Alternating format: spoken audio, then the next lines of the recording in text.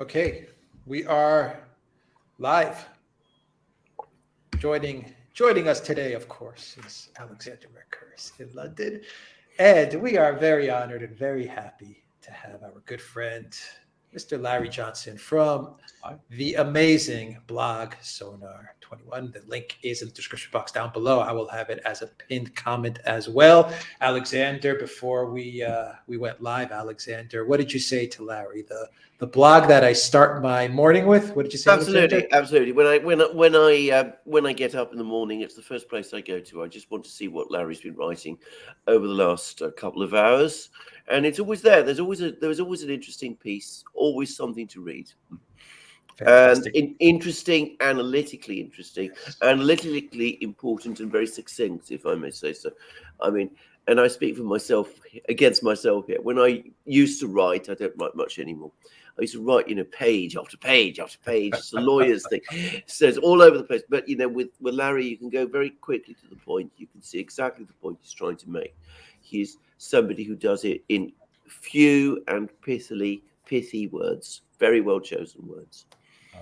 That's courtesy of the CIA training, believe it or not. Yeah. Okay, so let's say a quick hello to everybody that is watching us on Rumble, on Odyssey, Rockfin, Telegram, and the Duran.locals.com, and everybody that is also watching us on YouTube. And a big shout out to our amazing moderators. Zariel, I see you in the chat. I hope you're doing well, Zariel. And I think it is just Zariel and me. We will be moderating as we get started with this live stream. So, Alexander, Larry, let's start talking about what is happening with the big counteroffensive.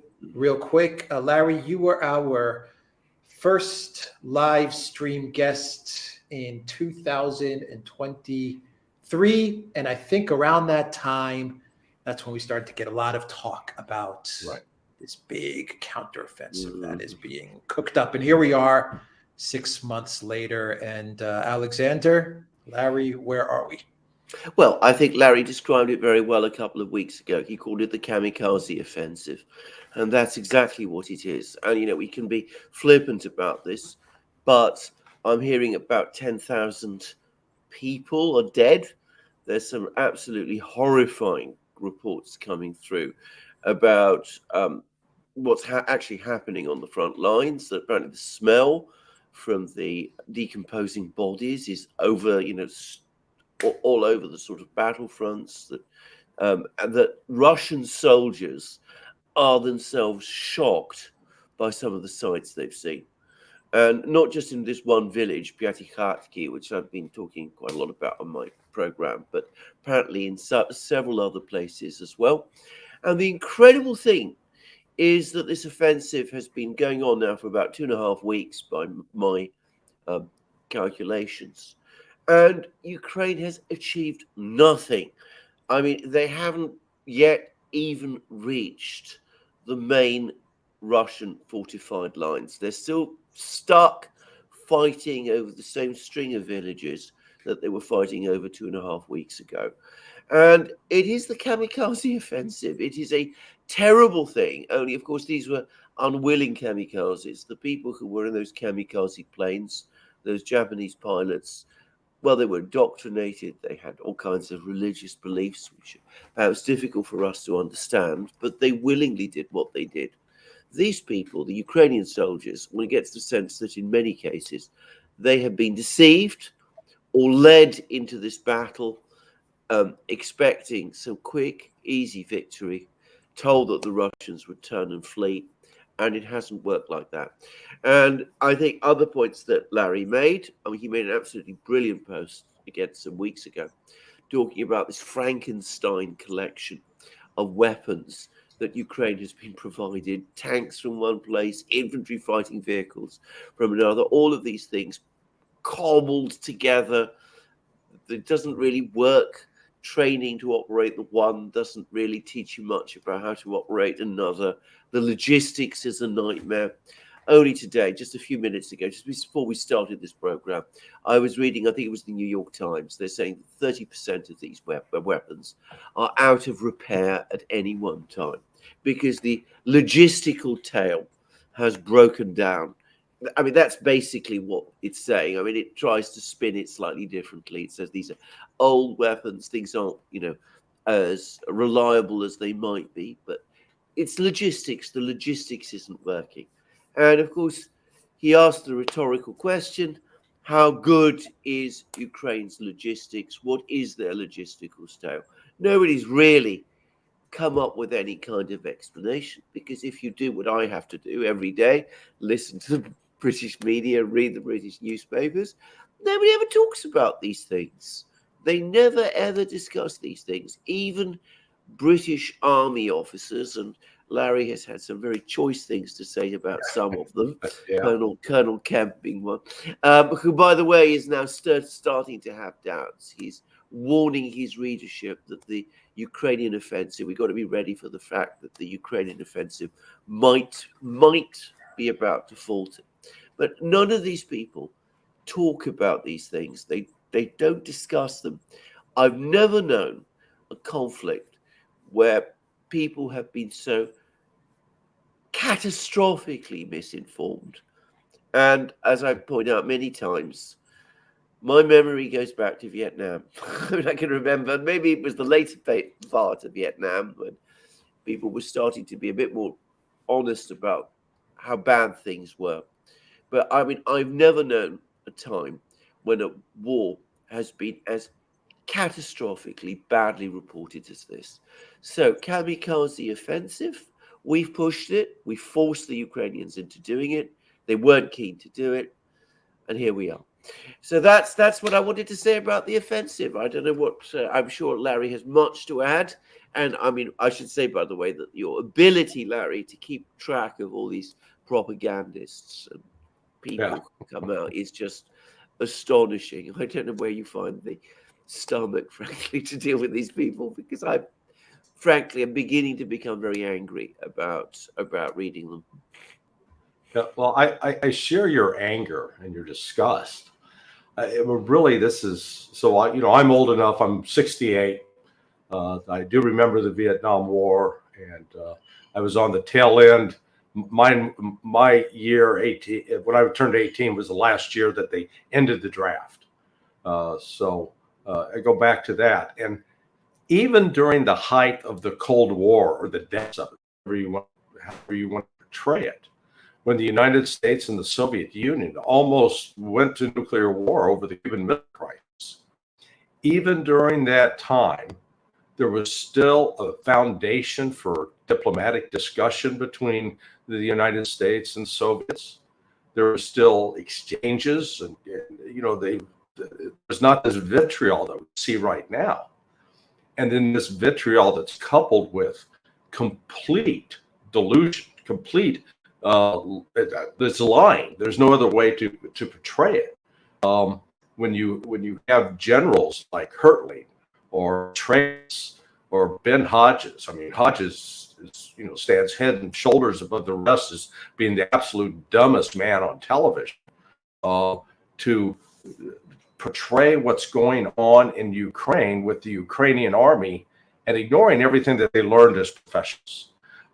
Number one, you do not train a military force with 40 different teachers in 40 different languages. I'm exaggerating a bit, but it was, the other day we saw Milley bragging about the fact that, we've got 6,000 troops, Ukrainian troops. They're being trained in 40 locations in 33 different countries and then taking 65 different courses. Now, I'm not really good at math, but I can figure out that with that sort of lineup, you're not getting any kind of effective training. And when you're training in different countries, you're dealing with cultural differences, you're dealing with language differences, and you're dealing with different military traditions. So you're not getting a common thread of training. And the real problem Ukraine faces is not necessarily the training for the frontline troops, the guys driving the tanks or running off the armored personnel carrier. The problem they have is they do not have the mid-level and senior officers experienced with maneuver warfare, which means that they know how to use combined arms. And when you talk about combined arms, think about yourself. You're out somewhere on the steppes of Ukraine, and all of a sudden you see a Russian emplacement or position. Okay, so first you've got to be able to report that. You got to know where you are. You have to be able to report it back to someone. And then that someone has to be in a command position where they can say, okay, well, we can send some artillery, but that means you got to know where the artillery is. Or we can send some drones, or we can send some fixed wing aircraft, or we can send some helicopter. So there's a whole variety of it. Think of yourself as a musical conductor. You're calling on all these different instruments to come to play at this particular location. And when you compound that you're not talking about just one person, that spread it out over 6,000, 10,000 people, then you begin to appreciate somewhat the complexity that's involved. And instead of NATO in this preparation for Ukraine's counteroffensive, instead of focusing upon training them to be able to maneuver and operate in this fashion, they put there, it's like 100 different bands, and nobody's coordinated with anybody else, and yet you can all show up and play the same sheet of music. It's not good. I said at the time, it's not going to happen. And as we've seen, it's not happening. And Alexander, you correctly noted, it is horrific, the human cost of this for the Ukrainians, because these Ukrainian troops that are going forward, they're brave. Some of them have some very twisted political views, but nonetheless, they are being literally thrown into a suicide mission. And that's why, I wrote a piece the other day accusing General Milley of the United States, the Joint Chiefs of Staff, of criminal misconduct. This is military malpractice at a criminal level, in my view, because he knows better. He's had enough training, and you know that you can't do this to troops. You have, as a commander, a responsibility to those men that you're sending forward into conflict. And it's appalling. I completely agree with this, and I'm very glad you made that point, actually, because I just don't understand General Milley at all, because he gives these comments every so often, which show that at some level he understands exactly what's going on. He's not a fool. He has as you said, the professional training of a senior military officer. He talks about the need for negotiations. He says that it's not realistic to think that Ukraine can retake all its territory this year. And at the same time, whenever any decision comes up, he goes along with a decision which he must know will eventually lead to disaster. Now, I just don't understand somebody who commands men in battle, or who's been trained to command men in battle, who can do that. I mean, we have this, there's a famous history book about the First World War in Britain, when, the British soldiers in the First World War were sent to die in attacks on the German trenches, and we said lions led by donkeys. But Colonel Milley is not a donkey. I mean, you listen to him. I mean, he's not somebody who just doesn't understand what he's doing. He's not, one of these sort of upper class British officers who, with no imagination, who just goes on sending the troops into battle and sees them slaughtered. That isn't what he's about at all. And yet he goes on doing this. And for me, that tells us where the source of this whole crisis is, because clearly he has become somebody who's become so much a part of the Washington system that he can't really think outside it. And I have to say, it's very chilling. And God help us if he ever finds commanding, if they ever end up commanding American soldiers in that kind of situation. I hope the American people will never allow it to happen. Yeah. Well, part of the problem is that when you look at the education, even for Milley, in his career spanned, they've never fought in an actual war. And by that, what I mean by that, where you're up against a military peer, a country that has the same sort of capabilities that you do with artillery, with fixed wing aircraft, with the intelligence, surveillance, reconnaissance, the ISR component. Basically, we've been beating up on the kids in wheelchairs, to put it in a crude term that way. You know, when you're fighting the Iraqis, the Iraqi army had no match. They were not in any position to fight us on an even basis. And even there, we struggled a little bit. Afghanistan, you know, we U.S. troops in Afghanistan never faced sustained artillery fire. At worst, they faced mortar fire, an occasional mortar, but even that was not being carried out hour after hour, as is happening right now in Ukraine. So what you have is a collection of military leadership in the West that has zero experience with what Russia is doing to Ukrainian troops. And the solutions that they're offering have, zero relevance. Back, when my first year at the CIA, they put through a 12-week paramilitary course.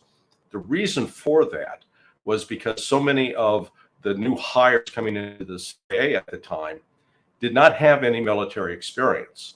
And part of that training was to put us in positions where you were conducting field operations, carrying a backpack that weighed maybe 90 pounds and hiking through terrible terrain. And they wanted you to understand what it took physically for just an individual soldier to operate in the field. Because when the way it's presented in movies, they're never, bogged down with heavy equipment. And yet, if you're carrying any amount of ammunition, I don't know if you have ever had 100 rounds of M16, the 5.56 round, carrying that's pretty heavy. And then if you add on to that a radio with what they use, these radios that were called Prick 77s, with the batteries, all of a sudden you're carrying over 100 pounds, and you're trying to move through difficult terrain, and you realize this is really hard. And so then you compound that when you put it into the context of what's going on in Ukraine, where you've got entrenched positions. And then you have to, within those entrenched positions, you have to figure out a way to make sure that the soldiers manning them are fed, have ample supplies of ammunition, or can be resupplied. And then the communication. So again, it gets to be very complex. And the reality is none of the U.S. generals have actually had that kind of experience on this level. They are completely ill-prepared for it. And you're seeing that in the results of what's happening now with this much valued Ukrainian counteroffensive.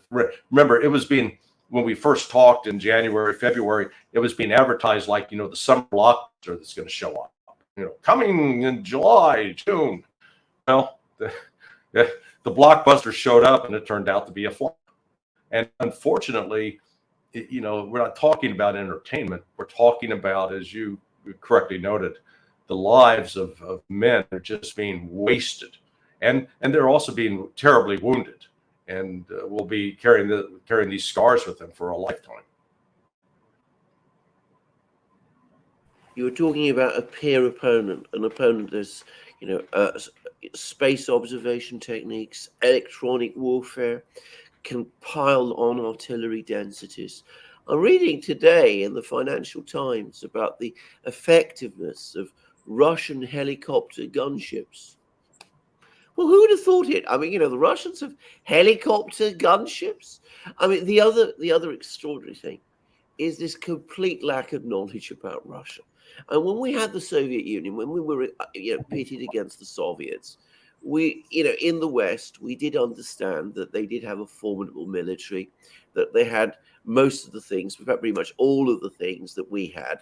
Maybe some of their equipment was not as good as ours. That's what we were told. I don't know whether that's true or not, but that's what I remember hearing people say. But we were always told there were a lot of them. They were well equipped. They were well trained. They had a big industrial base behind them. We took them very, very seriously in those days. Now, I have to say, I think that people in the West, we are oblivious to the realities of today's Russia. And you've been writing very well about this also, Larry, if I may say so.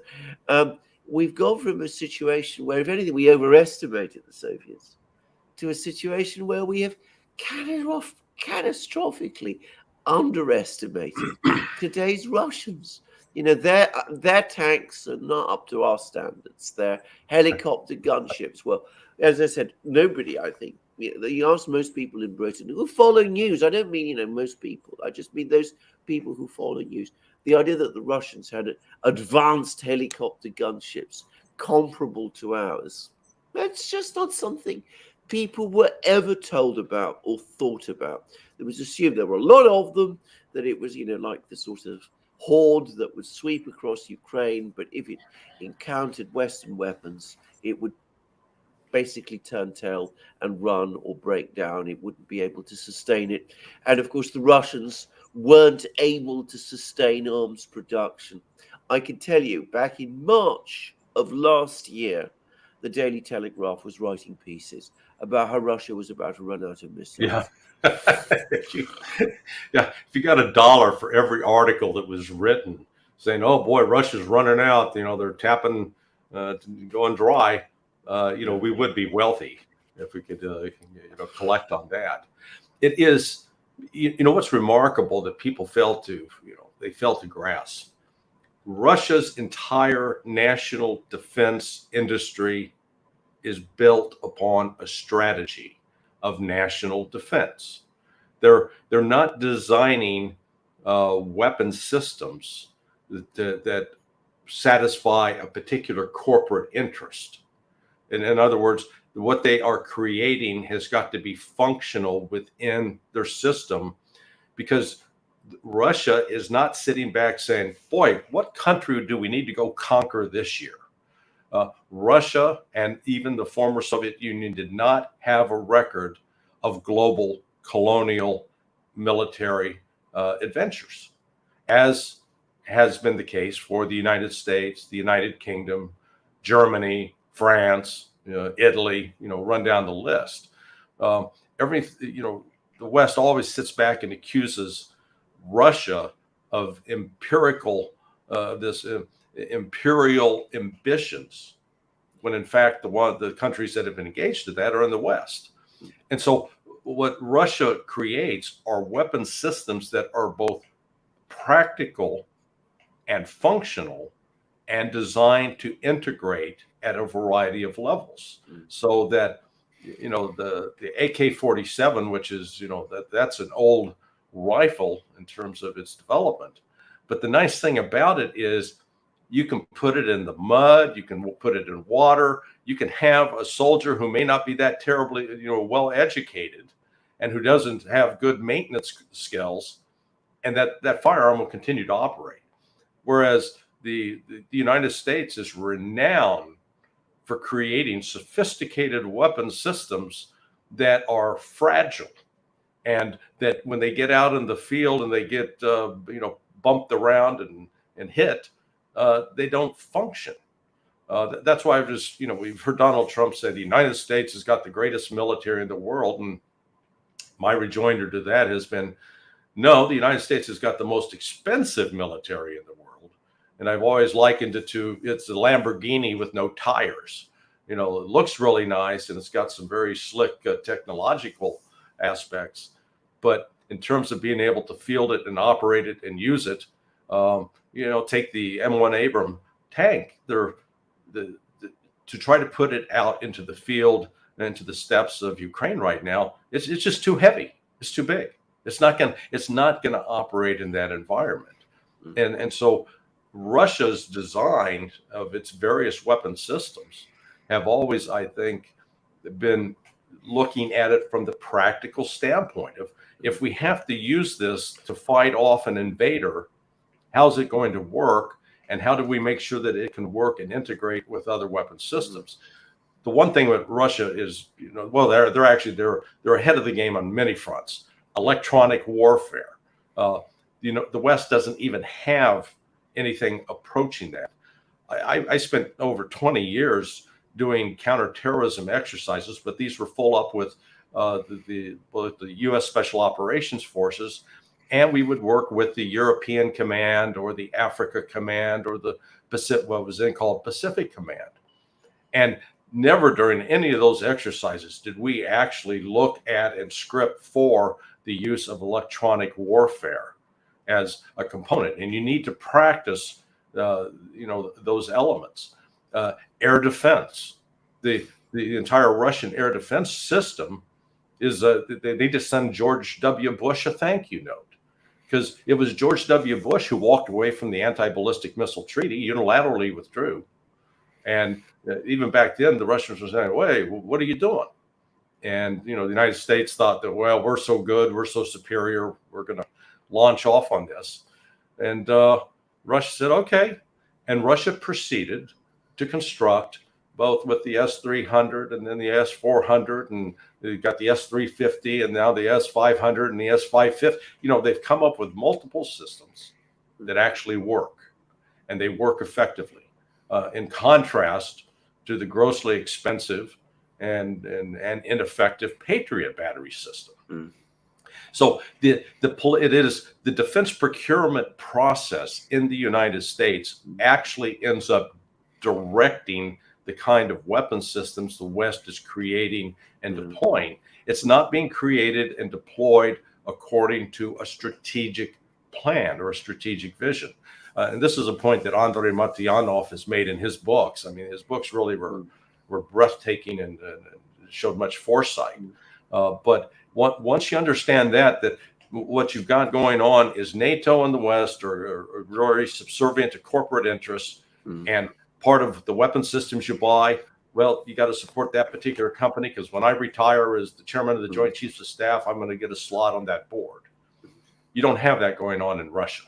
And so it's, in a sense, Russia has a much cleaner, more effective approach for creating these weapon systems. I completely agree with this. Can I just say a few things about this? Firstly, one of the blessings of doing these programs is you get lots of people who contact you, military engineers, particularly one of them. I'm not going to say who he is, though he is an intelligence officer, former intelligence officer from a NATO country, who's a military engineer who also worked in Russia and actually went to some of these factories. They knew what he was, by the way, but they still, quite happy to let him see some of these things. And of course, he saw these factories with an engineer's eye, which I have also visited some of these factories. And again, I wasn't supposed to be in one of them, by the way, but, they again knew that I wasn't an intelligence officer, fairly obvious, but they still let me go. But of course, I wasn't able to understand everything that I saw. But I did understand certain things, that these factories are built for war, which ours are not. I mean, they are very big. They have enormous overcapacity. They are not the kind of places that would make much sense in the West. You would not want to keep large numbers of machine tools standing idle, for example. But they are there to produce big volumes when needed. And at the moment, the Russians, I just was reading early today again that they're producing apparently around 3.5 million shells a year. Now Germany's down to 20,000. that gives you, this is the mighty German industrial machine. I mean, I don't mean they're producing 20,000 shells a year. I'm saying that their stock of shells that they have left is 20,000. So that gives you some idea of the incredible mismatch. And the people who run these places are not ex-military officers. They are engineers. They are actually people who come from engineering backgrounds. And yes, they talk with the military all the time. They have inspectors coming from the military. They go, Russian weapons go through the most incredible, protracted testing programs before they're introduced into service. This has all been explained to me in great detail. But they're not, there isn't the revolving door. The military does one thing, the engineers do something else. They talk to each other, they sit on the same committees. There's a whole structure going all the way up to the Kremlin that decides how, weapons, what sort of weapons the military needs and how they are to be produced. But the revolving door concept simply doesn't exist there. It is exactly as you say, it is much cleaner. And here is something that I really do not understand, and it goes straight to the issue of intelligence. Now, this man whom I was talking about, who went to these factories, saw them, commented about them, he was an intelligence officer for a time. You're an intelligence officer. I used to read about the kind of intelligence assessments that used to be done in the United States, how the United States, in the old days, they would look at a factory, they'd look at the size of the factory, they'd learn about the engineer who was working there, they would learn about the supply chains, they would try and work out from this kind of hard intelligence what that factory was capable of producing, the volumes, the organization, that kind of thing. And a couple of months ago, somebody sent me what I suspect was an intelligence-sourced paper produced by the Jamestown Foundation. It was all about costs, about how much it costs to build a shell in Russia in 2003, and what we can extrapolate from that today about how many shells the Russians could make. And, this was not, they didn't look at any of the things I would have thought that you needed to look at in order to understand what the real capability was. I mean, am I wrong? No. Is this the sort of thing that, was that what the CIA used to do? I got the impression that it once did, and that it did superbly well. But apparently they don't do that anymore. Yeah, no, you're exactly right. In fact, I'm shocked because as I started digging into this, I was dealing with open source information. And it was not very, it didn't require a lot of work to come up with the information that, number one, Russia, from the standpoint of natural resources that are required for the production of weapon systems, was self-sufficient, independent. Russia did not have to rely upon imports from some country in Africa or Asia or in South America. They had it was self-contained. So, that's an important point. And then to recognize there was not a survey of Russian industry. They continued with this concept that Russia was just a country, a gas station masquerading as a country, I guess was John McCain's derisive comment about it, without any appreciation for the industrial foundation that the heart of Russia. And again, it comes out of the experiences of World War II.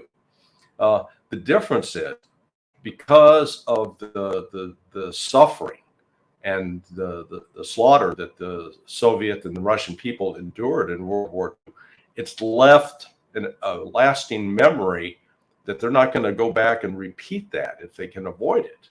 Whereas in the United States, there was, we suffered very few casualties, 470,000 total in both Europe and Pacific theaters, all 4 years of the war. The Russians lost that many at the Battle of Kursk, or they lost twice that many at the Battle of Kursk. Just put into context. As a result, that industrial giant that was the United States during World War II, it's gone. Yeah. It's disappeared. And the fact that the intelligence community did not provide a proper assessment of looking at the production of what was Russia's capability of ramping up production of tanks, planes, shells, ammunition of different calibers, other vehicles, that assessment just wasn't done. Instead, let's impose the sanctions and Russia's going to collapse. These people really believe that. And when this history, when this period is written about by future historians, I'm an optimist. I hope we do have a future. But they're going to look back and look at the decisions made by the United States and NATO last year as some of the most stupid things ever in history of world leaders, because it literally set the West on a course to suicide. It freed Russia and now China into creating a genuine multipolar world that is completely outside the control and will be outside the control of the West. The ability of the West to control and dictate events has been transformed by this. And again, that's the kind of thing you would have expected in an intelligence assessment. And it didn't happen. It happened, they completely ignored it. But I think we would have heard about it if that had been written and presented as one thing considered. In fact, that gets to the heart of the problem in the West right now. The influence of politics into the intelligence profession. There are now subjects that you can't touch or you can't talk about. It is now more pervasive than it's ever been. I mean, it's always been there in some form or fashion. I experienced it a little bit when the war in Central America was going on, and we started to write about the problems that the Contras were running into militarily. And I lectured at one of the warning meetings by the National Intelligence Officer for Latin America, a guy named Bob Vickers. He goes, "You can't call them the Contras. You got to call them the Nicaraguan Democratic Resistance." And I said, "Well, the president calls them the Contras." And he goes, "Yeah, but he's the president." So, kind of interjection of politics and language in shaping or preventing what you could actually write. That's happening on a much broader scale. So I cannot imagine an analyst walking in with a piece saying, let's put this into perspective why Russia is going to prevail.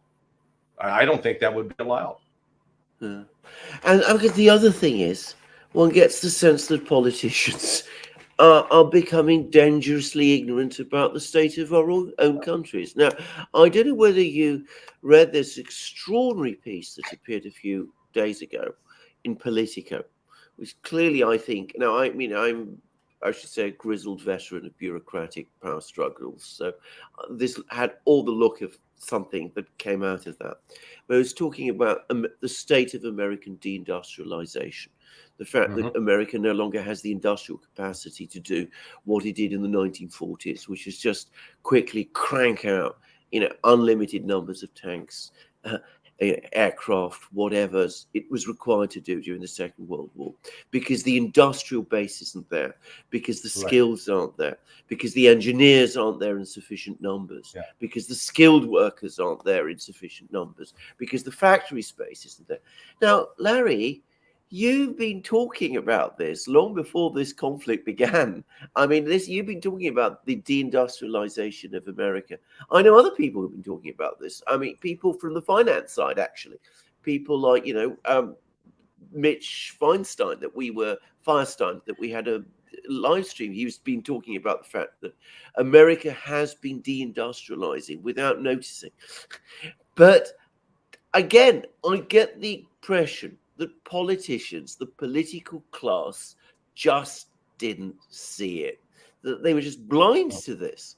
And they still think that they're, steaming ahead on this big industrial chariot that the United States used to be. Even within my own, lifetime, I can remember, in the 70s, how much, the enormous industrial power that the United States had in those days. So, again, Politico, United States now accounts for 1% of global shipbuilding capacity.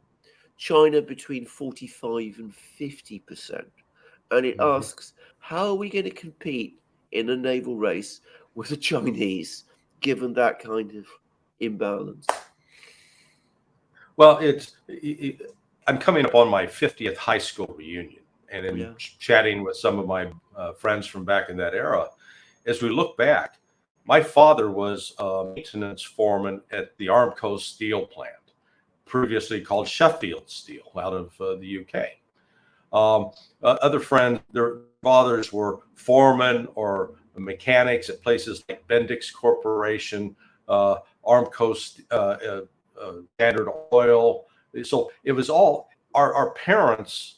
They're all working class, middle class, but they worked in industrial jobs. That doesn't exist anymore. That's gone. All of those. Alice Chalmers was a farm implement, would make harvesters and such. Gone.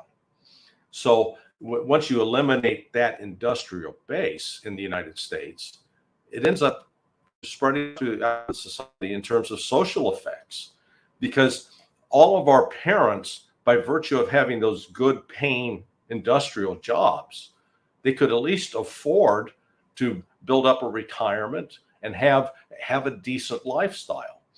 Now, what your options are to go into the service industry and get good at taking orders for hamburgers or chicken, fried chicken, or running a restaurant, which is not actually producing anything that's going to be lasting and productive. And then it gets into the educational side of it. Even go back to when we were talking about the military. The original purpose of West Point was to train engineers. And the expectation was that if you went to West Point, you were going to have to learn math and physics and geometry, across the board. You turned out to be an engineer. Now, I think the majority of the cadets at West Point are studying political science, diversity, equality, and tolerance. Who knows? So they've lost that edge. Whereas in Russia, the average high school student, not the top performer, the average high school student in Russia has more math and science than the top performing students in the United States. So it's just the difference of the educational system and the expectation. And then that goes to creating a class of people that can actually go to the factories, do the work, and understand how to add and subtract it at a minimum. And so the West is it's shocking how much we've turned away from what was once considered sort of the fundamental. And then that ends up being reflected in how these military systems fail to operate effectively. And you wind up with systems that are grossly expensive and not terribly effective on the battlefield. Remember a year ago we were having Scott Ritter and I had a brief debate about the HIMARS being a quote game changer. And my point at the time was it's just another weapon system. It's not going to alter the course of a war. It might make the Russians a little more angry, but it's not going to change the face of this war. And we've gone through additional Wunderwaffen, the wonder weapons that have been, we're going to put this in there and that's going to turn it. And now we're going to get the tanks and those Leopard tanks. Boy, that's going to really be the game changer. And it turns out it's not. What really changes the game are well-trained personnel that know how to operate in a coordinated fashion. That's the game changer. And volumes. And I think if you go to the HIMARS, I think this is because this was actually something that's been explained to me. I just passed it on there. Because HIMARS is a multiple rocket launch system. Now, the Soviets basically developed this concept, and it was supposed to be a cheap, simple system where you fired vast numbers of unguided rockets and you saturated the battlefield with them.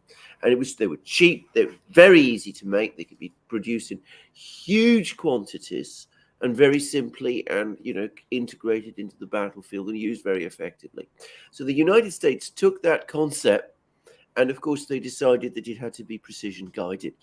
So that immediately made it much more expensive And it meant that obviously, one of these missiles could hit a target much more effectively than the unguided ones, but it could not be produced in anything more than a fraction of the quantities Right.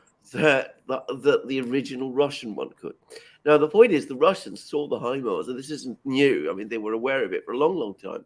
And they said, we need to build something like that ourselves. We need to have that capability also. So they created the Tornado type systems, which are the Russian equivalent of the HIMARS. And they make them.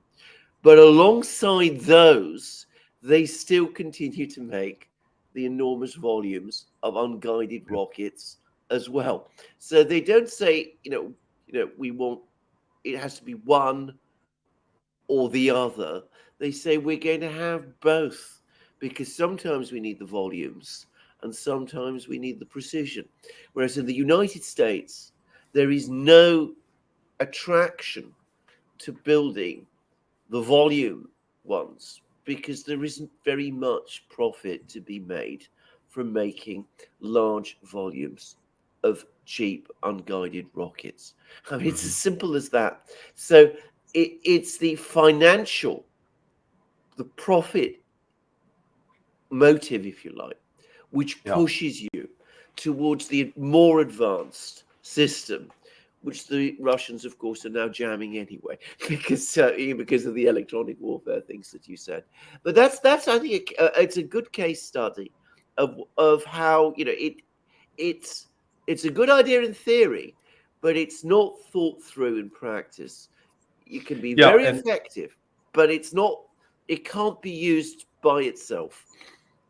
Now, people forget how the politics have intrude on this. So, for example, I think many might assume that there's somebody within the Department of Defense or a group of somebody sit at the top who are responsible for putting together a coherent plan of, boy, what are we going to need 2 years, 5 years, 10 years down the line? What sort of aircraft do we need? No, that's not what happens. Number one, you've got inter-service rivalry. So the Army has its own view of what should happen.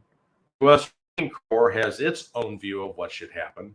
The U.S. Air Force has its own view, and the U.S. Navy. Now, each of those want to have their own kind of aircraft. And so it's driven more by that service. Now, they've tried to, with the F-35, that was going to be the one phone that would service all the needs. And it's been a failure, an expensive failure at that. So, and then even within those services, like within the U.S. Army, the difference between conventional Army and the U.S. Special Operations Forces, it's like the book Men Are From Mars and Women Are From Venus. They're diametrically opposed and would be looked down upon each other as not being, having the same capability and competence. So those political influences come to bear. And then when the military industrial complex that has continued to grow, that's why I've written several articles where I draw up on that Saturday Night Live skit using more cowbell, where, the United States answer has always been more military spending. It doesn't matter what happens. Soviet Union collapses. Oh my God, we've got to spend more because now we don't know what's going to happen. And then the war on terrorism. Oh, we've got to spend more on that. And so the defense grow and balloon regardless of what happens in the world. So that's why we come back to what we talked about earlier. It's not being guided by a strategic vision or a mission. What is the mission? From the Russian standpoint, their mission is quite clear. We're going to protect our country from being invaded or threatened from outside. And to that end, we're going to develop weapon systems that will protect us, both shield us from missile attacks and thwart ground attacks. Real simple. And the fact that we don't understand these things, or at least we don't have these things, well, it can work so long as we don't do exactly what you were talking about, which is go head to head with a peer opponent. Yeah. And the casual way in which it's been done is really, again, the astonishing thing for me. I mean, the assumption that the sanctions were going to work in the first place, that I do think is the greatest intelligence failure of all, a complete misjudgment of the Russian economy, of its diversities, of its resources, of its strengths, of its management systems, of its financial stability, all of those things. Mhm. But so, you don't look at that. You don't look at, as I said, its military production capabilities. You don't really think about these things, but you just, it seems, drift into these confrontations. In fact, you don't drift in them, you embrace them. Because that's what some of our leaders, I mean, British leaders are actually worse about this than American leaders are. I mean, the British have been far more belligerent, if that's possible, about this war and about Russia than American leaders have been. Yeah. And, you ask, what capabilities does Britain actually have that would match us in a struggle against the Russians? And I read somewhere that we could perhaps put together 25,000 men Mhm. in about 5 years to carry out an expedition somewhere. That is not an exaggeration, by the way. No, no. 25,000 men is less than Ukraine lost in battle. Yeah. Well, in fact, if you, I think the current size of the British military is 75,000, and that's that's everybody. That doesn't mean that those are actual frontline combat troops, which your number of 25,000 I think is right on target. It is that what I find so puzzling, and we saw David Petraeus, another failed general, making the comment the other day about Russian troops being that they're conscripts, that they're poorly trained, that they're poorly led. And he's saying these things without any evidence. In fact, the evidence you can see on some of the videos that populate on Telegram channel, I realize some could be propaganda, it could be manufactured.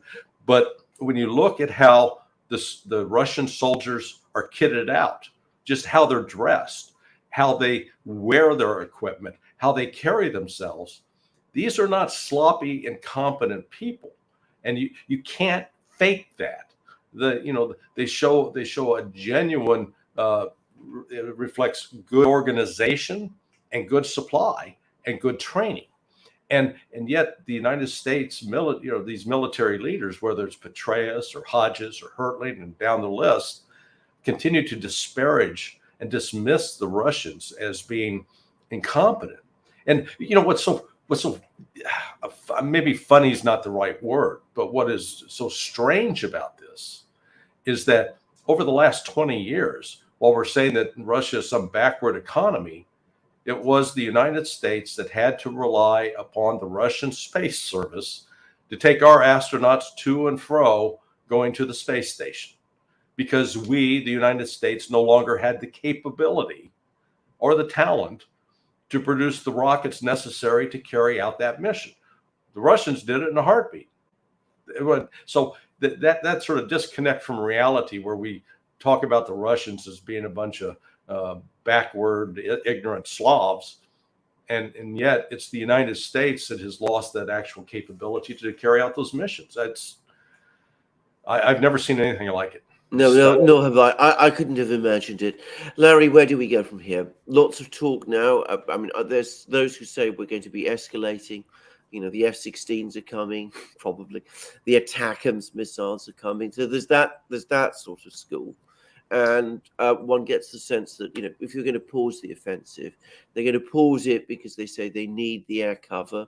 And they're going to wait for the F-16s. And when those don't work, do we go in ourselves? I mean, is that going to happen? Or are we going to start to see people push back and say, this has gone far enough. This can't go further. It's becoming really, really dangerous now. Is the political system in the United States capable any longer of making those kind of adjustments? Because I'm starting to have doubts about that. I mean, the political system in Britain is not capable of making adjustments. I should say that straight out.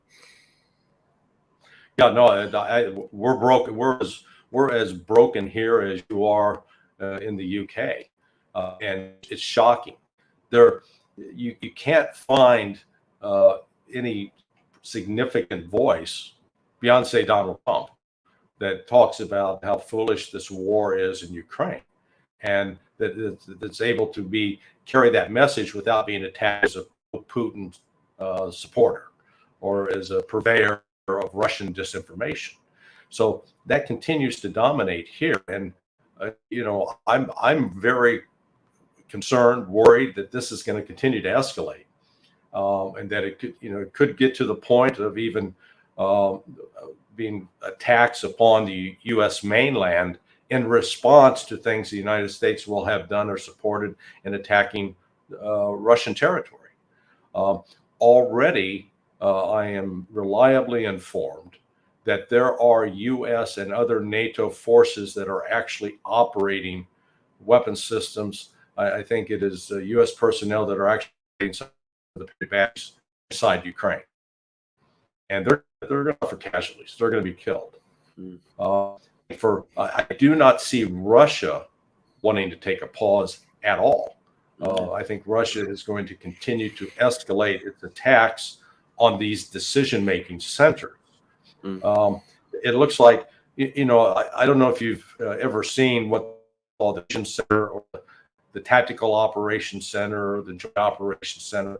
These are really pretty, they're remarkable places, but they're physical locations where you have television screens covering the front wall, and you have, upwards of 100, 200 people that could be crammed in there in rows and desks with computers. And it's from different services and different intelligence agencies, and it's all designed to integrate information. I'm sure that they've got at least 2 or 3 of these operating in Ukraine. And that, I think you commented about that yesterday, Alexander, about that decision-making center that was taken. That's exactly what they're talking about, a joint operations center. And I think Russia will continue to destroy those, because once you destroy the leadership, then you're going to make it impossible for Ukraine to carry out any kind of military operations on the ground. You really have to decapitate it. I think they're finally coming to that realization, and there's no incentive yet that I see for Russia to back off, given what is being said and done by the West, both in terms of the hostile comments and the continued escalation in sending more sophisticated military equipment into the country. So I think we're headed for something terrible. And I completely agree. I hope I'm wrong. I completely agree about the Russian side. I mean, Putin had this meeting with the African leaders, and they came to him and he said, we want to talk about peace. He says, look, I'm not, averse to talking about peace, but here's the draft treaty I thought I'd negotiated with Zelensky right at the start of the war. We basically signed off on it. They did sign off on it. I actually withdrew troops from near Kiev in reliance upon that. And then he went back on it. And basically, Putin was telling the African leaders, look, if I've been there before, I'm not going to have that happen to me a second time.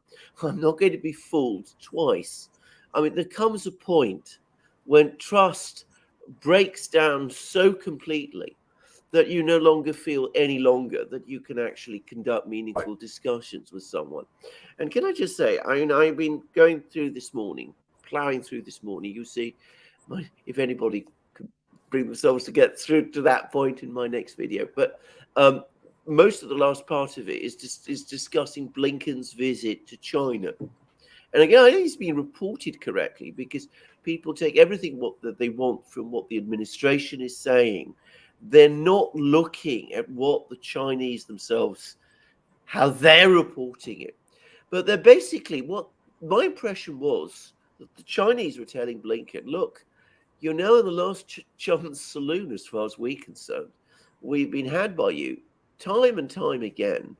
We're going to try one more time to conduct some kind of dialogue with you, but don't make any mistake in thinking that means that we're going to soften our position on anything.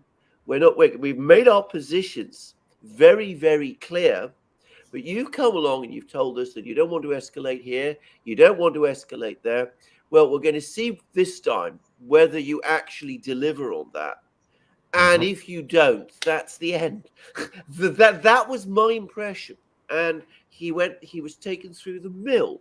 He had 7.5 hours with the Chinese foreign minister in a candid discussion.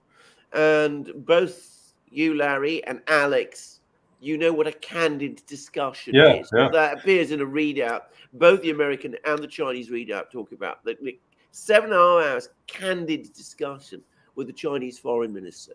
Then he's hauled off and he meets Wang Yi, who is the head of the Politburo, who's in overall charge. And he goes through that all over again, not perhaps for 7.5 hours, but the Chinese readout there is even more scorching, if possible. And then he's brought in before the big man, before Xi Jinping himself. And that's a much shorter meeting. And Xi Jinping says, look, you've had these two tough guys. And they were there. They were there in the meeting. Wang Yi and Gu Xian, whatever he said, was the Chinese prime minister, were both there in the meeting with Xi Jinping. He says to him, look, you've been through that. You've heard what we have to say. Now go back to Washington. Tell your people there, this is what we want. We're absolutely ready to work with you. But it cannot be the way it was before. So, and that was my impression. So, sorry, that's a bit of a diversion. But I do think this is important, actually. Oh no, because and they also said to him, look, don't be under any misunderstanding. We're going to protect our core interests, and Taiwan for us is the core of our core interests. It's there in the readout, by the way. We are not prepared to negotiate or compromise or move or retreat in any way on Taiwan. Now, whether anybody in the US gets this, I really don't know. Whether Blinken gets this, I really don't know. But as I said, it's clear to me that just as Putin has had enough, and that was what I got. That was very much the impression I got from his very polite, always very polite man, and he likes them anyway, with the African leaders. I think the Chinese are coming very close to the same point. Yeah. The diplomatic expression was frank exchange of views, which means you're insulting each other's mother's sexual history. Is sort of the way it goes. No, there is a divorce in reality on what happened with Blinken. I was sort of amused listening to Blinken say, reiterating the one China policy. Okay, that's been the policy for 52 years. But the reaction in the United States, it's being portrayed that Blinken blinked. He sold out to the Chinese. He surrendered. That we're no longer going to pursue. The Bidens are selling out to the Chinese, and they're not going to defend the independence of Taiwan.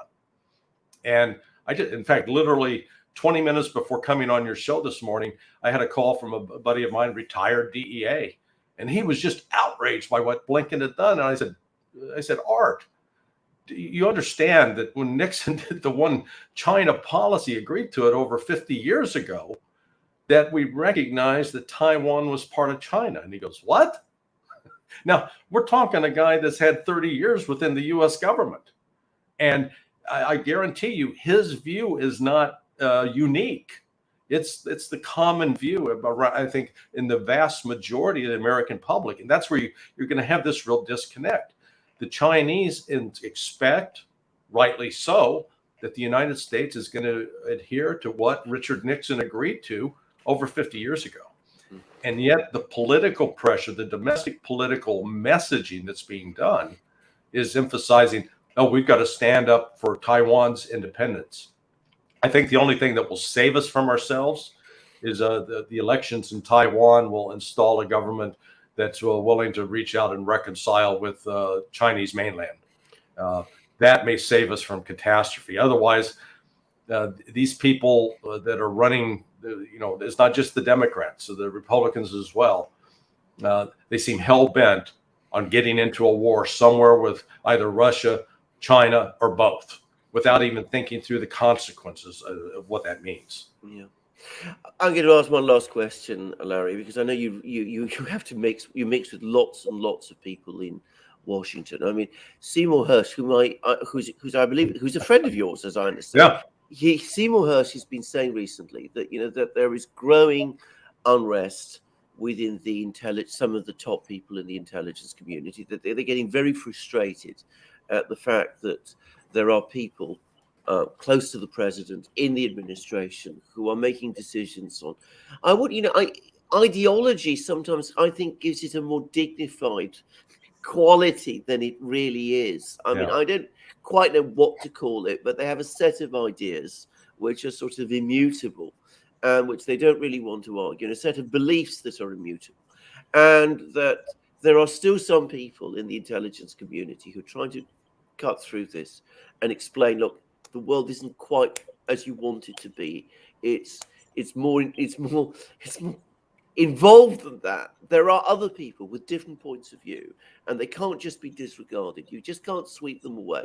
Mm-hmm. Do you actually get the same sense that there is now some opposition building up within the government, within the larger government, against the policies of this administration, and that they might actually push back in some way? I mean, I'm not asking you to obviously to tell us anything that you can't tell us, but just your general feeling. Yeah, no, the short answer is yes. In fact, actually, I sent, I don't know if you saw the picture. I was with Cy Hersh a week ago Saturday. I was up in the Northern Virginia area, took him out to play golf. He's 86 years old.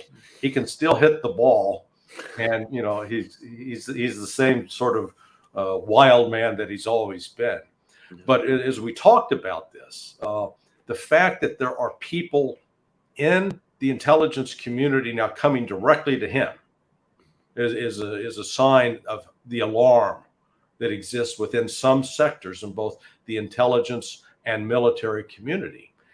Because Cy was very clear, as we talked about it, that the Biden team genuinely believe that the way to ensure Biden's reelection is to make him a wartime president, which means you have to get into a war, and therefore, because all the wartime presidents got reelected, this entire mess internationally is being driven with solely by political considerations, no consideration of what this actually means for the strategic standing of the United States in the global community. No appreciation for what it means for the international economy as we see de-dollarization accelerate across the board. It is craven politics, and it's disgusting. And so there are elements both within the military, within the intelligence community, but unfortunately these are not in leadership positions. No. And go ahead.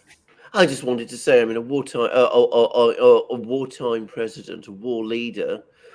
I mean, it's like, I think Lincoln actually said sometime. Was it Lincoln who said, if you want to be a military dictator, then first give me a victory. I mean, that presupposes that this wartime leader can actually win his war. I mean, this world that first of all, you should never start wars on that kind of basis. I mean, that's a reckless and incredibly stupid thing to do. But we're in a world of nuclear weapons. We're dealing with nuclear powers. Russia has more nuclear weapons than the United States does. Right. China has a significant number. But in any event, and besides that, I mean, what if you lose this war?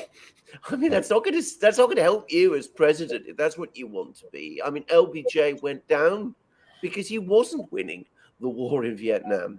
And he probably would have won he would have won if he'd been a peacetime president. So, I mean, it makes no sense to me politically. It makes no sense to me electorally. And it is taking catastrophic risks for humanity and for the United States. Yeah, no, this failure to appreciate how this war can unfold. It really hasn't. The United States is so insulated. We've had the benefit of geography because the ocean separate us. And apart from, Canada and Mexico really do not pose a military threat. So the United States has enjoyed this luxury. I think one of the issues that need to be further discussed, and I'd encourage you guys to do it, is there is, I think, a debate right now among whether or not the U.S. belief, and you hear it from NATO, this thing will drag out. We're looking at this war going on for a year or two. It could drag it out. It's going to go on. Personally, I don't see how that's possible or feasible. That assumption of dragging it out assumes that, one, there's going to be a manpower base in Ukraine that can continue to throw bodies into this conflict. I don't see that. Two, that there is the infrastructure for training and sustaining them. I don't see that. And three, and most importantly, that the United States and NATO, that their checkbooks are going to remain open, and they're somehow going to find these magic factories to produce the weapon systems to continue to supply Ukraine so it can stay in the fight. That, I think, is the real dose of reality that's going to come crashing down on people. That the United States economically and Europe economically, they can't sustain this. And it's going to definitely finally erupt and have political consequences. So that's why I don't think that this, but the West is sort of counting on, okay, well, if this counteroffensive fails, we'll drag out the war. Maybe that will weaken Russia, because they go back to what happened to the Soviets in Afghanistan, seeing that prolonged conflict weakened the Soviet Union, and they're sort of hoping that they can do the same thing to Russia today. And I think it's nonsensical, and it's based completely in a misunderstanding of everything about Russia's economic and military structure. And his political and his mood. I mean, this is a fun. I mean, the Russians didn't care about Afghanistan. I mean, they were wondering why their soldiers were there and why they were dying there. But Ukraine, they do care about. Yeah. And we made it so that they care about it even more. I mean, it's for them now, it's become a real struggle for their own survival. That's why tens of thousands of people, the Russian government, of course, is telling us this, but I've no reason to doubt this, why tens of thousands of people are now volunteering to sign up. Mm-hmm. And again, if you knew anything about Russia, you would know that would happen. If you knew anything about Russia, you would know should not strike into a place like Belgorod.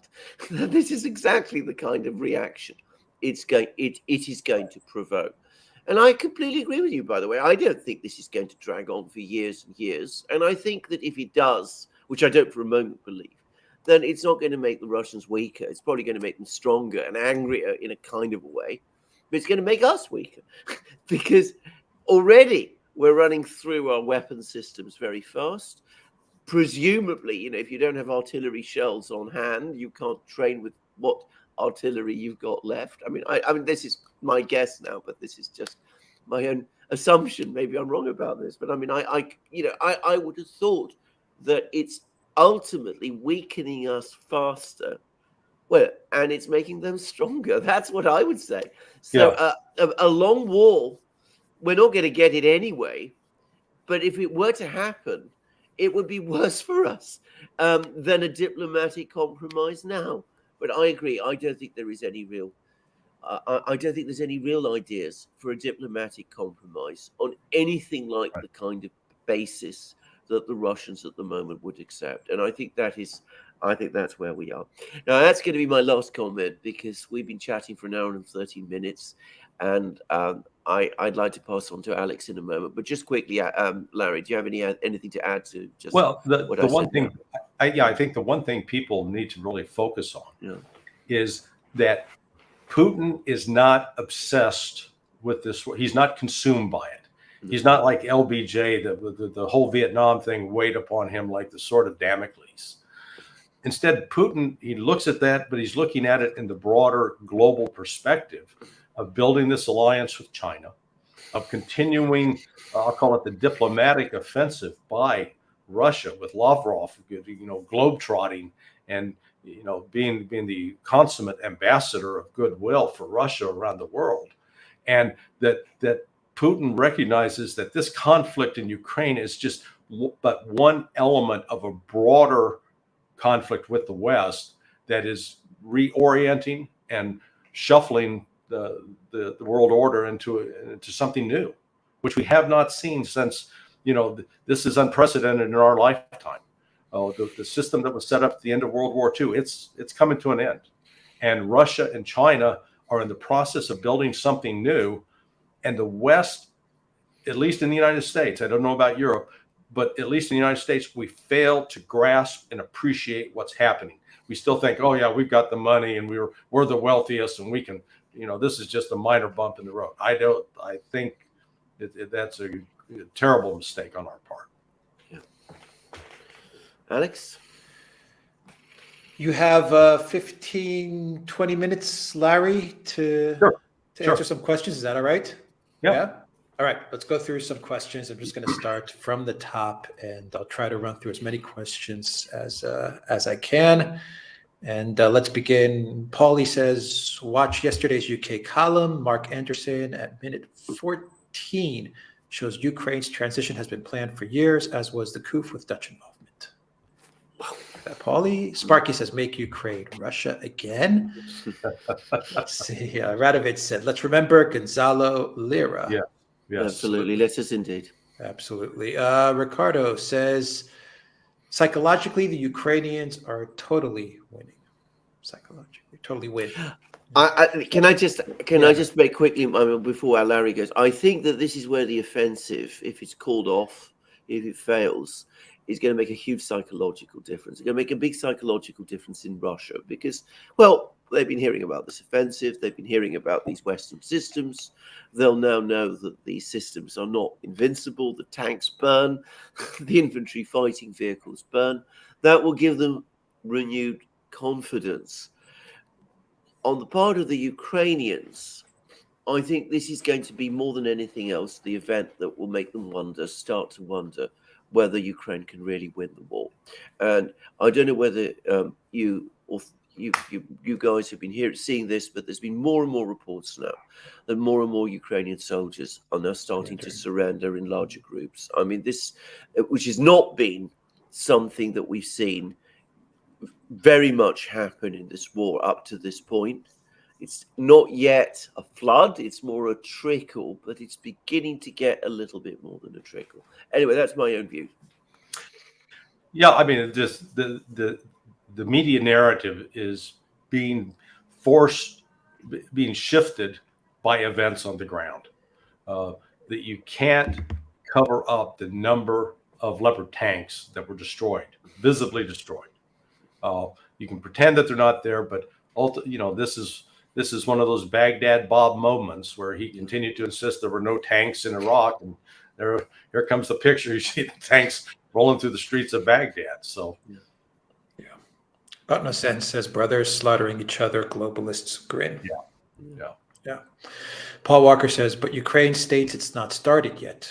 When will the UK stop funneling weapons to this failed cause? When we run out, which will be very soon, because we've almost run out already. Literally, we are now cannibalizing, apparently, our own Challenger 2 tanks.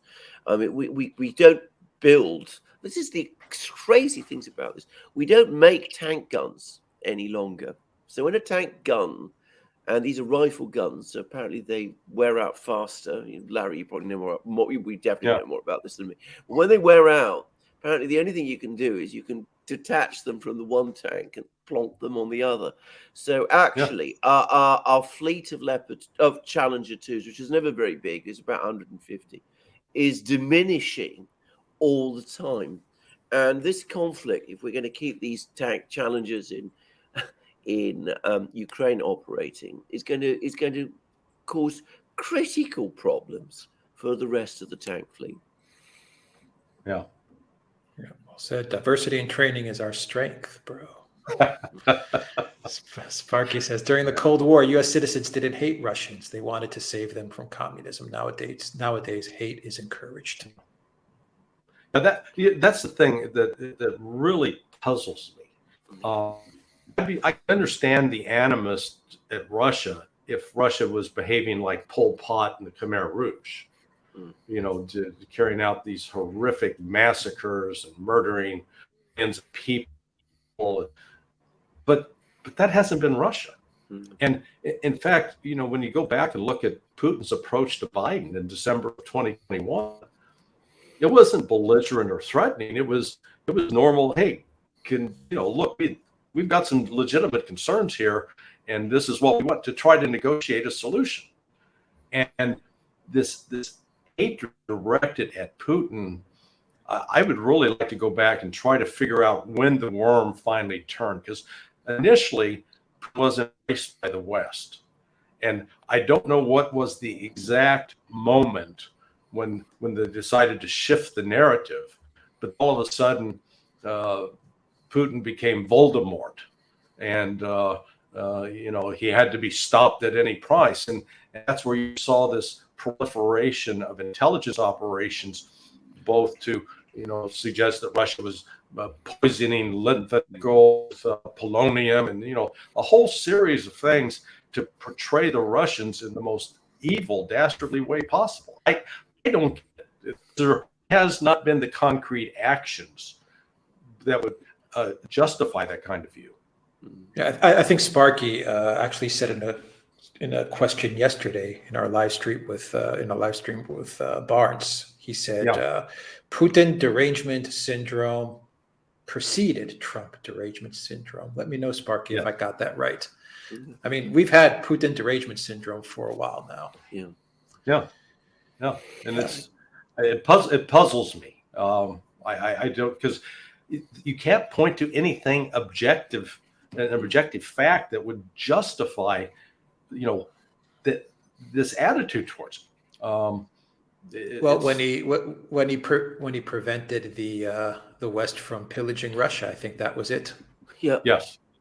In general, can I just say, because of somebody who followed British media very closely, the first virulently anti-Putin articles in the British media, and I think a lot of this started in Britain actually, began to appear in the autumn of 1999. That early on. This is when he was only acting prime minister. Yeltsin was still president. He'd just been appointed, but it was clear that the Russians were going from the back foot to the front foot on the fighting in Chechnya. And if you actually go to the old yellowing copies of the British newspapers in your library, you find that the editorials there were already ferocious. There was something about him that really, really made the British very angry. Even at that point, maybe it was, they had contacts with the oligarchs who were nervous about Putin, maybe the intelligence people, because the Russians were rolling up apparently British spy cells in London, in Moscow at about that time. Maybe that was what made them angry. But with the British, it's always been there right from the start. Yeah.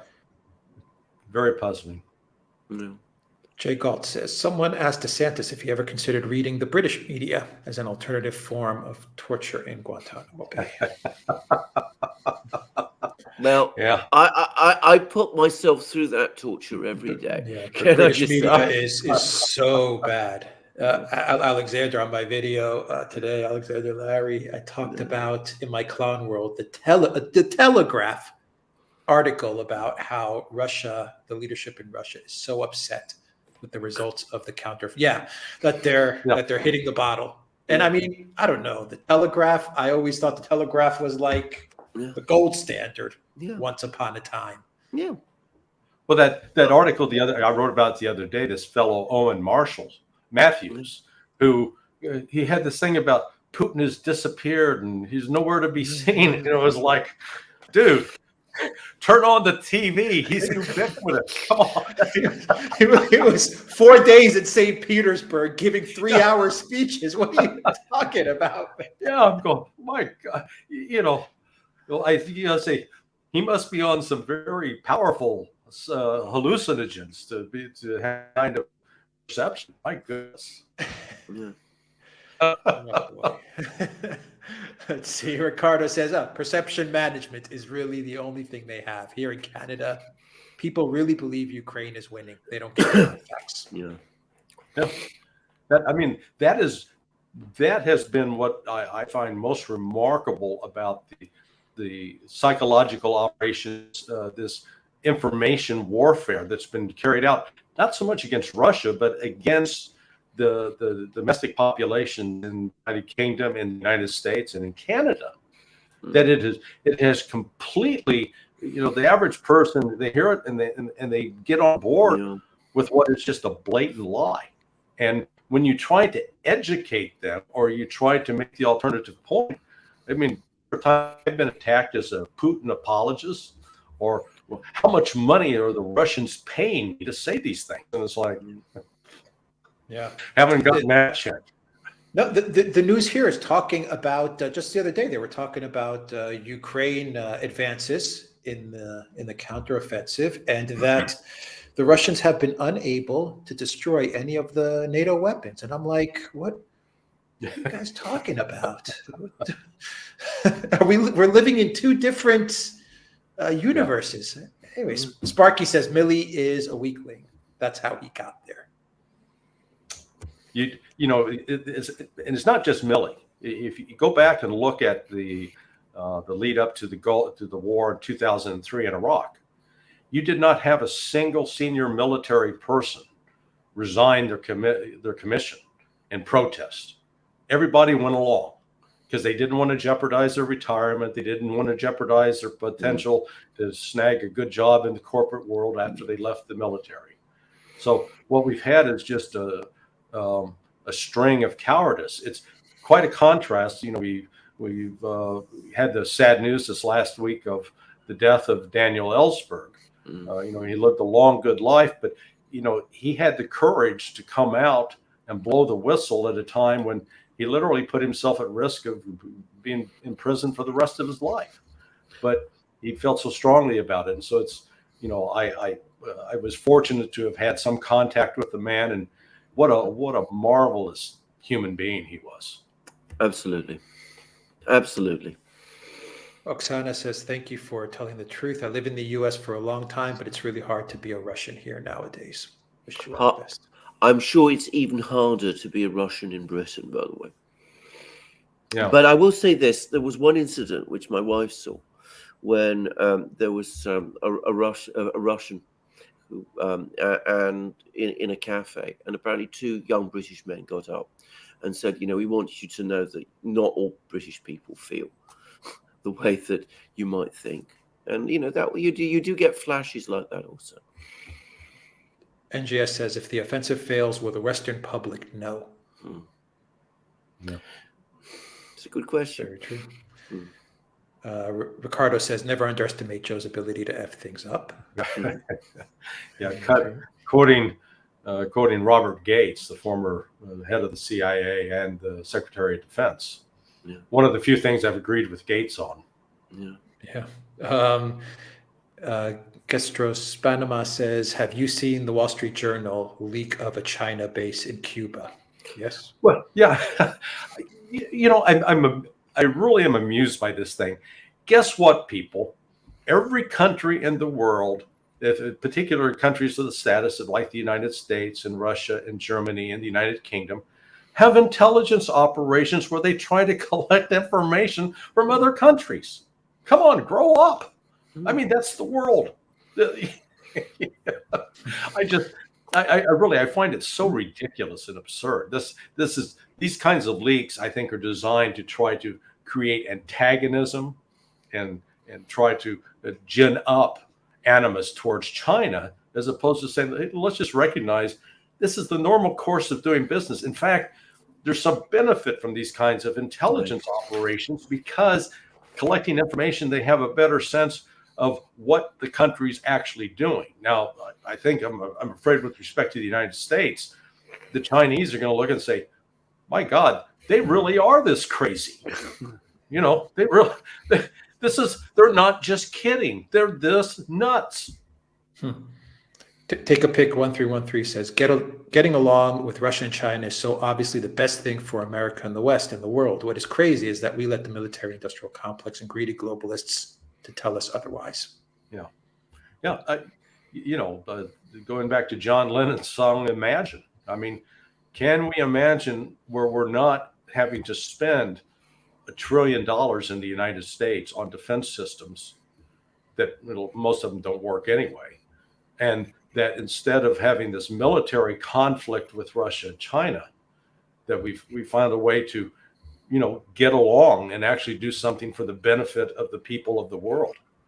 This is the death and destruction of, particularly U.S. foreign policy over the last 30 years. We've left a bloody trail around the world, and it's unfortunate. Ricardo Alfonso says Putin went after the oligarch class, the one unforgivable sin, and he wasn't selected by the West. Yeah. I think there is a strong element of truth to this. Actually, I think if you want me to say what I think was the cause that turned people against him in the West as well as in, the liberals in Russia, it was, if they really are liberals, it was precisely this. And of course, you're talking about British politics. Remember, the Russian oligarchs who leave Russia often come to Britain. They establish themselves here. They have great influence on the Conservative Party and the Labour parties. They're major political donors. This cannot be underestimated. In fact, I actually have knowledge about this, which I can't disclose, but I know people who, from both parties, who wanted to push back on this, and they've been told you can't do that because our donors won't be happy. Tim Gibson says, I remember Obama getting jealous of Putin's fame around 2011. This could be when the worm turned. Well, I remember Putin also became a target with the Sochi Olympics back in the West. And again, one of the themes that emerged out of that was condemning Russia because of its stance towards the LGBTQ community. Well, it was the Sochi, Larry, wasn't it? At the time of the Sochi Olympics, that was Maidan coup, wasn't it? 2000. Yeah. Maidan was coinciding with that at the same time. Yeah. So Chris.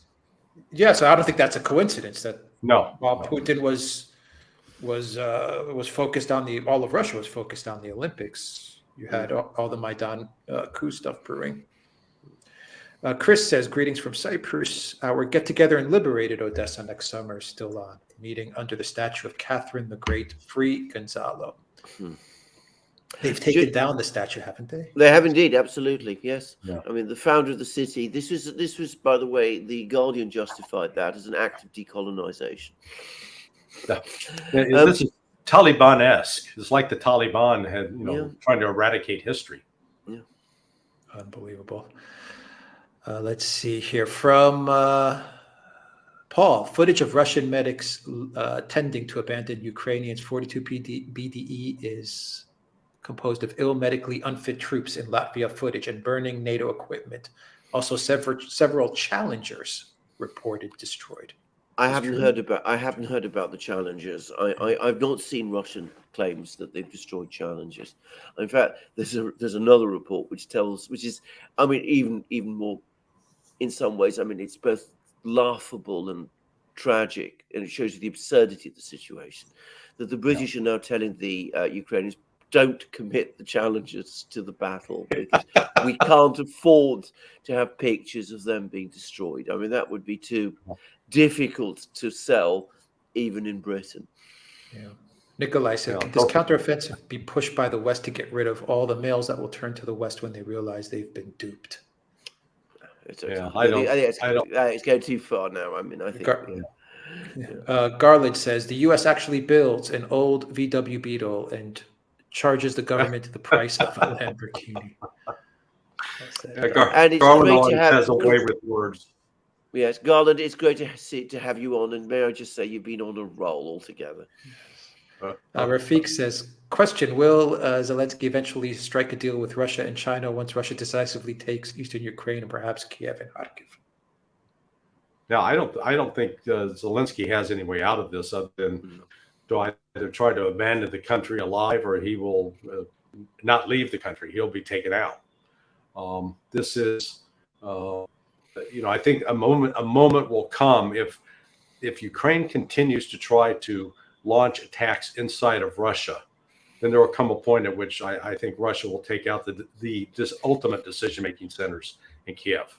Yeah. And if that involves killing Zelensky in the process, that'll happen. Rafik says, question, now that the ground has dried and the counteroffensive largely is unsuccessful, will Russia finally launch its own offensive to end the war? Or will they continue to grind down the Ukrainian army? I think they're going to go with the continued grinding for right now. There is no imperative for them to launch this big army offensive and the maneuver of the troops. Because I think they're going to keep them in reserve. They want to see what NATO is going to do. They're not going to launch forward and then be in a position where NATO could actually attack, and then Russia would be forced into a tactical retreat at some points. So they're up to this point. I've been impressed with the Russian military leadership. They've made some mistakes, but they're human beings, for God's sake. And there is not a blueprint out there to tell you how to do this. They're doing this on the fly, and they're fighting not just Ukraine. They're fighting the best that the United States and Europe has to offer. Gesteros Panama says, if Putin was the fiend the West says, V. Nuland would have been poisoned on the very day she handed out cookies in Maidan. Ricardo says, I can only imagine what the Ukraine reaction will look like when they finally open their eyes, like the Chechens. Yeah. Well, I mean, that's the thing that people like the West appreciate. Russia went through that extended war with the Chechens. And now look at the reconciliation between the Chechens and the Russian people, where you don't have this tension between Islam and Christianity that you do in the West. They found both an accommodation and, if you will, a celebration of each other. So it shows that even out of something as terrible as that war in Chechnya was, that Russia has figured out how to produce a reconciliation. Yeah. Jack says, those that are familiar with the U.S. military officer corps know that anyone in Milley's position is a politician. He was appointed, not promoted. Yeah. No Sense says, is the industrious American spirit dead? I believe you guys discussed that. It's dying. Yeah. Jack says, after a certain height in ranks, officers are not selected by the DoD, but by Congress. Nowadays, these are yes men who operate politically, not militarily.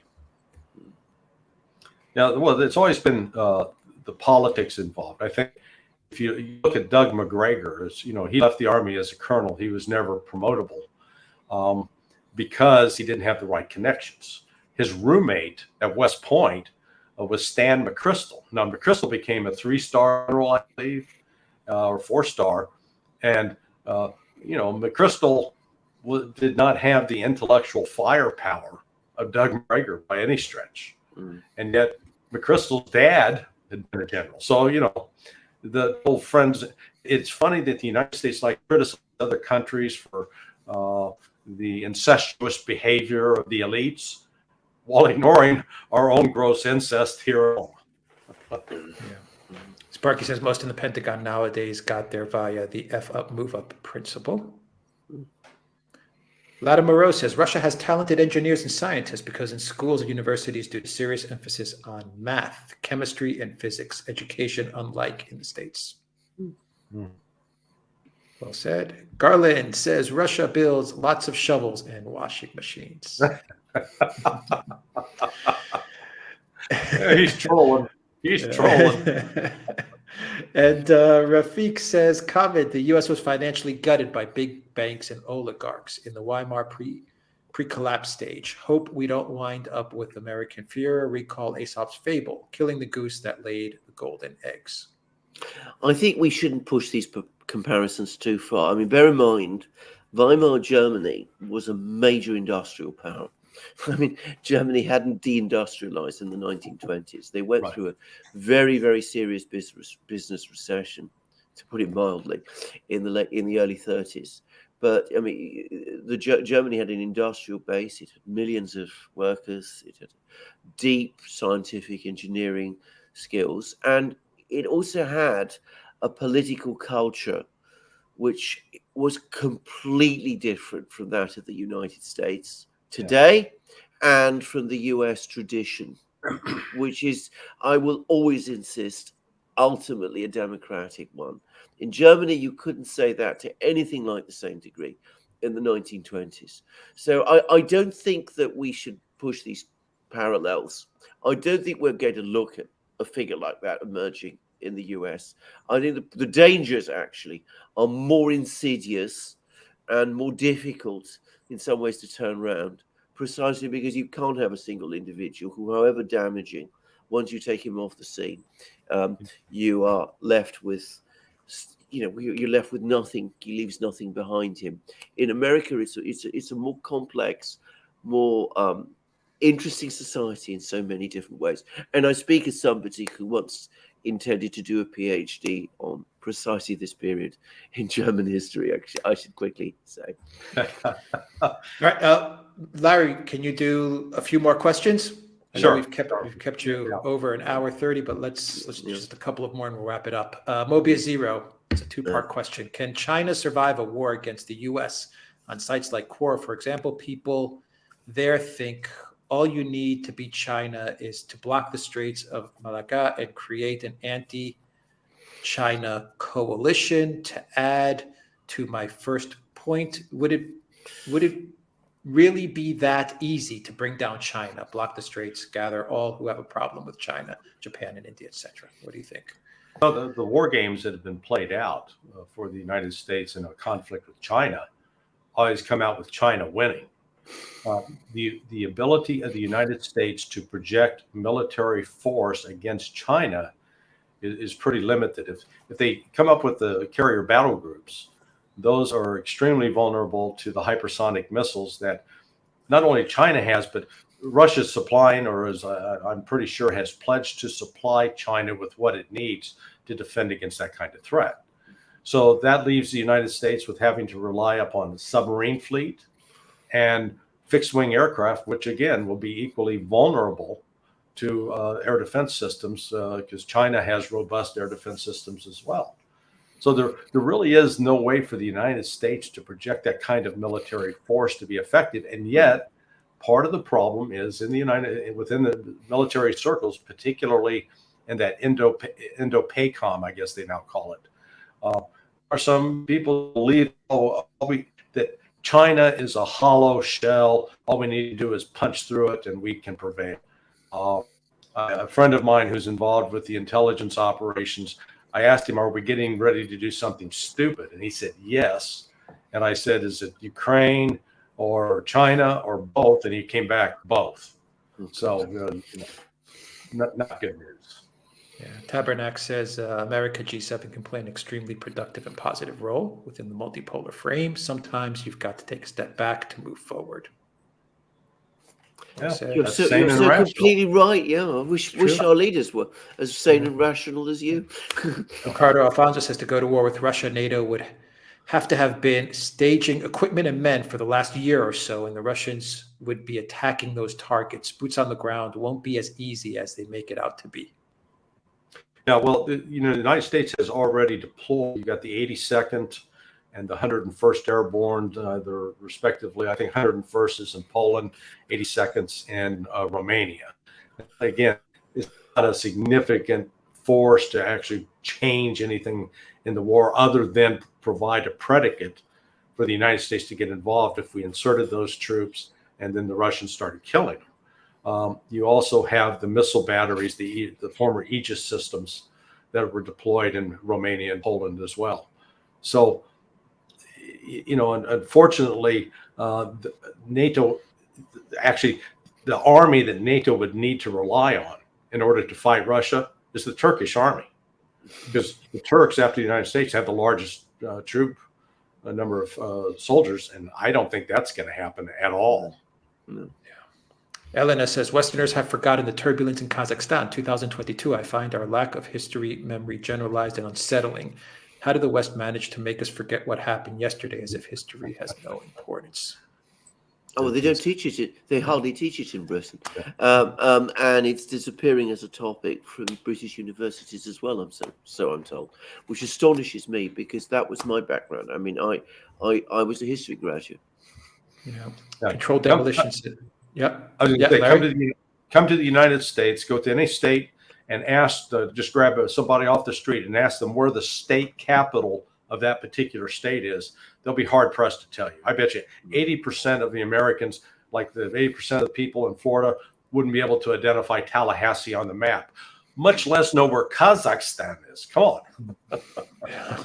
Controlled Demolition says, when I lived in Hiroshima, I saw student athletes from China, North Korea, from all over the region making origami cranes and leaving them in Peace Park.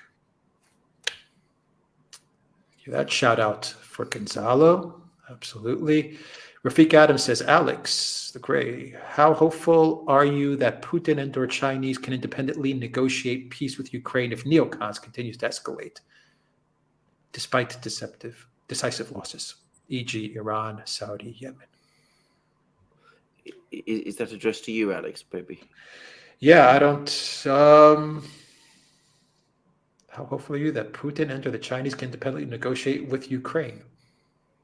I mean, I don't think. I mean, I'll venture my own view. I don't think it's going to happen. I mean, I think that Zelensky is not going to negotiate with the Chinese or the Russians, because the people in Washington who control him won't let him. That's what Putin told the African leaders.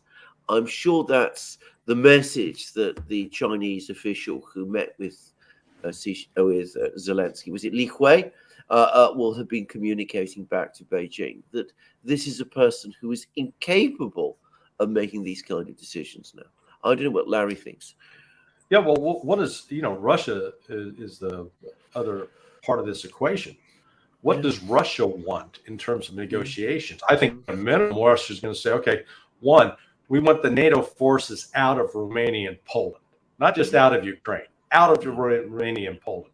Two, we want NATO to stop conducting military exercises that have Russia as the target on our borders, on the country. Stop that. Three, withdraw those missile batteries that are in Romania and Poland. Yeah. That just for starters.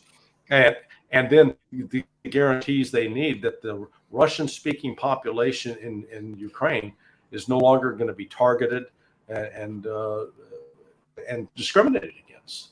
So, I don't see Russia coming off those at all. I think the Russian position from a negotiated standpoint has hardened, not softened, as a result of the events over the last year and a half. Yeah.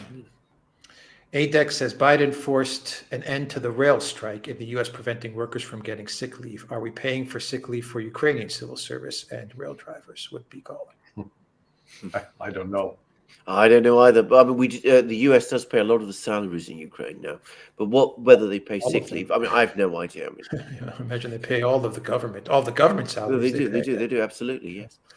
Elza says, if Biden misses some steps one day and can't get up again, will he still hold telephone calls like Solution? And the war continues as before because the deep state runs it. No change. Now, the United States certainly appears like a follow-up sequel to the movie A Weekend at Bernie's, where the two guys hauled around the corpse for a weekend and pretended it was alive. We now almost have a president in that kind of situation where, the guy he's not compos mentis. And so, it's frightening because to be in a situation where you need to have some adult in the room that's going to, there's always eager staffers that come in with a bad idea. And you always have to have an adult who's going to say, thanks, but we're not doing that. God save the Queen, Larry.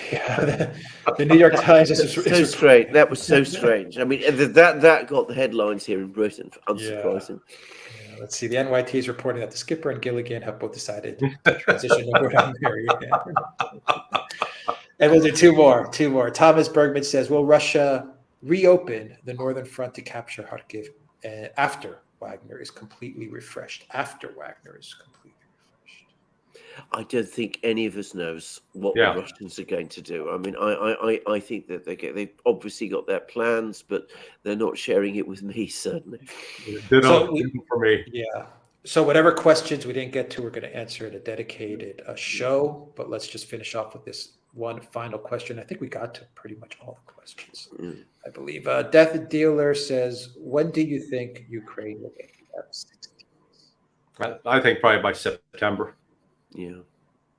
That's what I've heard as well. Gentlemen, that was a fantastic live stream. Thank you very much, Larry. It's an Really honor as appreciate always it. to be with you guys. You're my. I'm watching you daily anyway, so I always get a little frustrated if you're late in the day. So glad we got this done early in the morning.